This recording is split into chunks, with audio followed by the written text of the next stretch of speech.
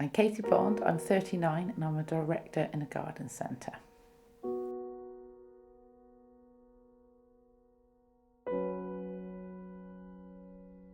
I've had 2 miscarriages, both in 1993.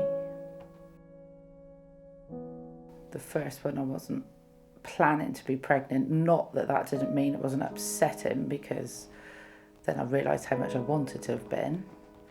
And I felt with the second one just heartbroken, really, because it was what we wanted.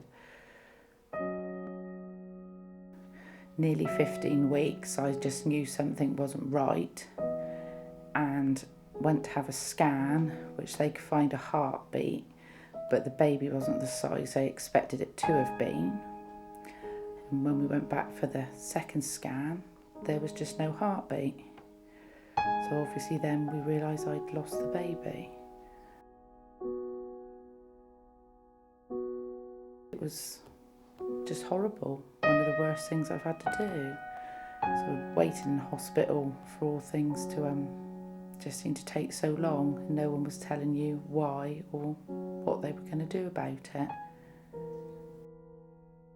Just said it's something that happens, it's normally for the best, because obviously there must have been something wrong with the babies. Being in a ward with women that were wanting to abort their children was very frustrating, because you obviously wanted the exact opposite. You were trying to hold on to your child. Didn't really get to talk to anybody about what had happened because they were all too busy, I guess. My relationship with my husband was very, very difficult, because he couldn't do anything to help me, because I thought everything was my fault, because obviously it's me that it had happened to, even though there are no reasons at all for it happening. It's just very frustrating, and it's very hard with your family and friends, because they just don't know what to say to you. And I think they find it easier not to say anything to you about it, because they think they're going to upset you by doing so, but then you just feel like everybody's forgotten about it and not really bothered.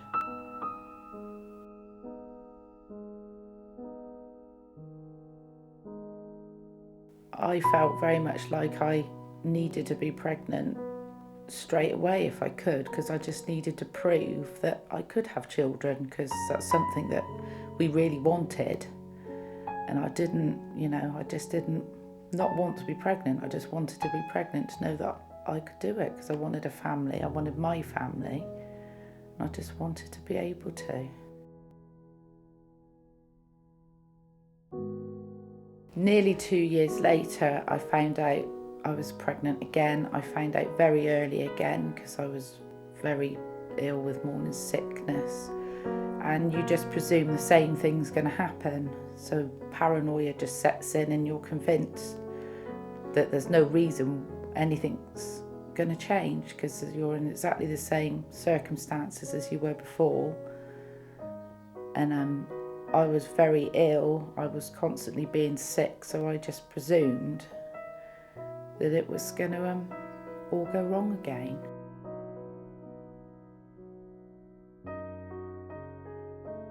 But eventually I gave birth to a very healthy son, which was just the best moment of my life, because I'd done it.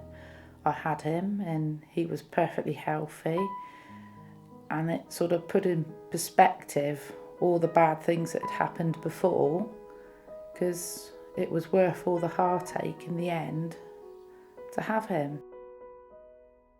2 years after I had Jack, I went on to have a daughter. They're now 16 and 14, very healthy, very happy, and it all seems like a long time ago and very unreal now. I would describe losing children as one of the worst experience I've gone through, because it's something you wanted and you just presume it's going to happen, and you don't realise that this is going to happen to you, so you're just devastated because you want it so badly that when you've lost it, you can't focus on anything else, because everything else has sort of gone into the background. Then it doesn't matter, because what you were wanting for and hoping for has just been took away for you. And having no reason for it, I think, made it even harder. If they could have told you, well, it's because of this, you can accept it, but not having any valid reason just makes it worse, because it can only be down to you as far as you think in your own mind. Even if that's wrong, that's how you feel, that it's something you've done. I would say to anybody going through any form of loss with a child that things can turn out for the best, and at the end of the day you don't give up hope, because you don't know what's going to happen, and you can get your happy ending.